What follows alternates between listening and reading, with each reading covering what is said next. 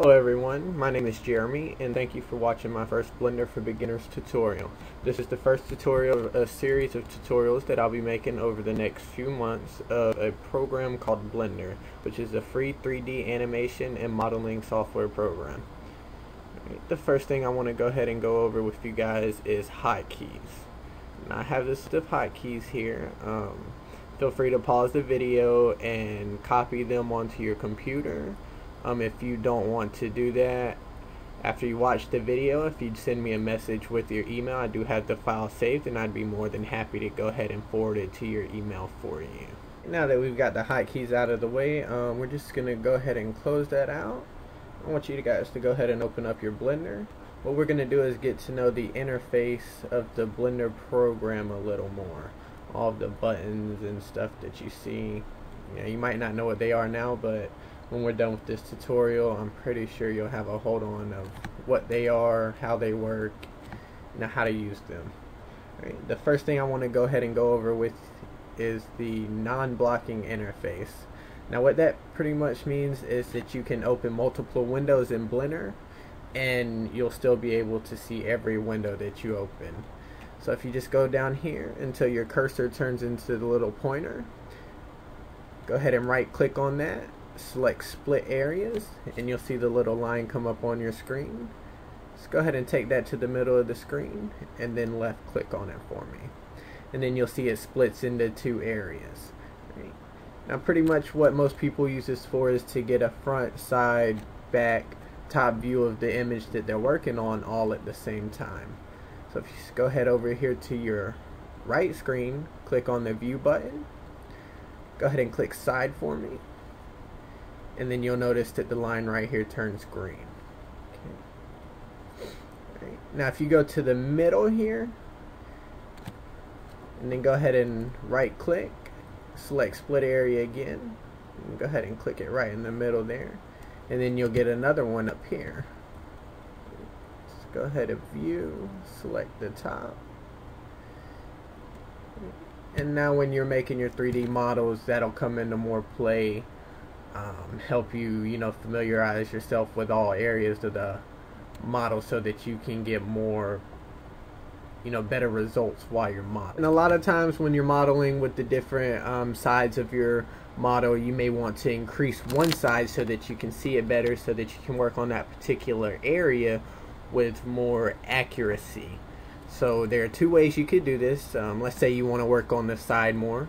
You could just go right here and grab this divider, and you can move it over to your left. Alright, and then you could grab the one in the middle of those two and move it up, so that you could see more of the side view. Alright, there's also one other way that you could do this. Now if you wanted to turn the side view into full screen, all you would have to do is go ahead and press the shift button, then press space, right, and it'll take it into the full screen for you. Right, you take it back out the same way by pressing shift. Alright, well we don't really want to work with this screen, so we're just going to go ahead and close it out. Now how we do this is you go ahead back to your divider, go ahead and right click on it for me, and then you'll see join areas. So go ahead and click join areas. The arrow that's on the screen now pretty much means which area do you want to overlap the other one. So it doesn't really matter at this point. Sometimes you may want to keep the side view, you may want to keep the top view, but we're just going to go ahead and select one. Go ahead and do the same thing with this side for me. Join these two areas. Right, and now we're back to our full screen menu. The next thing I want to go over is the toolbar down here. And pretty much the only thing I have to say about it is that you can make it smaller or larger. If it's hard to see, if it's real small down there, you can increase the size of it, or if you need more space, you can decrease the size of it. Now how you do this is if you go ahead and press Control on your keypad for me, then go ahead and take your mouse and roll the bar up or down, and that'll increase or decrease the size of those tools down there. Now if you want to resize it just to fit your area, you could go ahead and right click right there, then select horizontal, and it'll remeasure everything pretty much to fit the area that you have open for it at the moment. Alright, now let's go ahead and look at a few different window types that we have. If you'll come over here to the left side of your screen, where you see this little grid right here, looks like a tic-tac-toe, game board. Go ahead and left click on that for me, and then you'll see this, window come up right here. Alright, we're only going to go over a few of these, not all of them.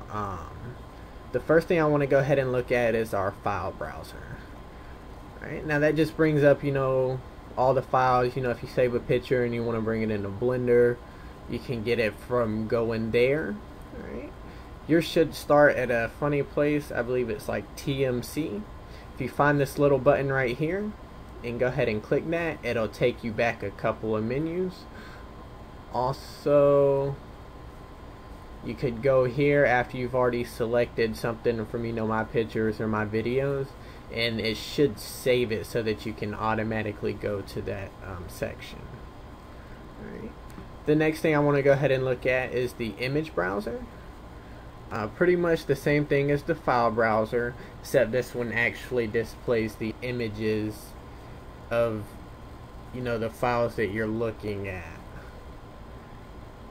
For instance, just gonna go ahead and cycle through these. Go to my documents, my videos, and then you'll see the pictures of the things that you want to go ahead and look at, so that you can pick it without having to know the exact name of it, if you're planning on working something particular. Okay, the next thing is the buttons window. Why they put that up here, I could only find one reason for it, and that's because sometimes people may want all of this stuff down here to be on this side over here. So sometimes people will bring that buttons window up and level it out right here, do all this vertically, and bring these two areas together.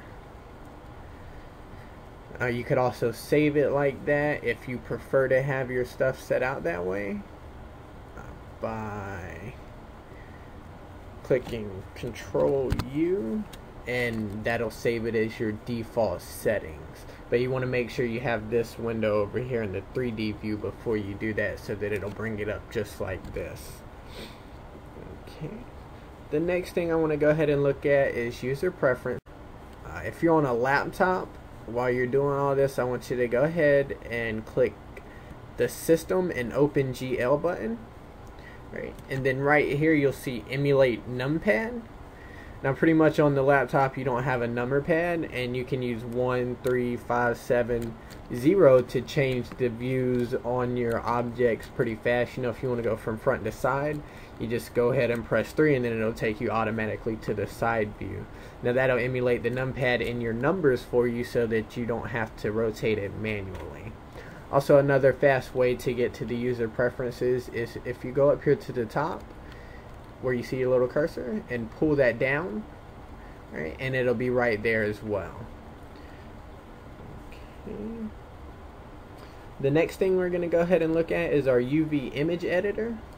Now pretty much what this is to help you paint onto your models and stuff like that. We'll go more into detail on all of this later on in one of my other tutorials. Okay, and then next we have our 3D view. Of course, this is the default screen in Blender. Everyone probably knows it by now. Here pretty much you can just work on your model, rotate around your model, change the size of your model,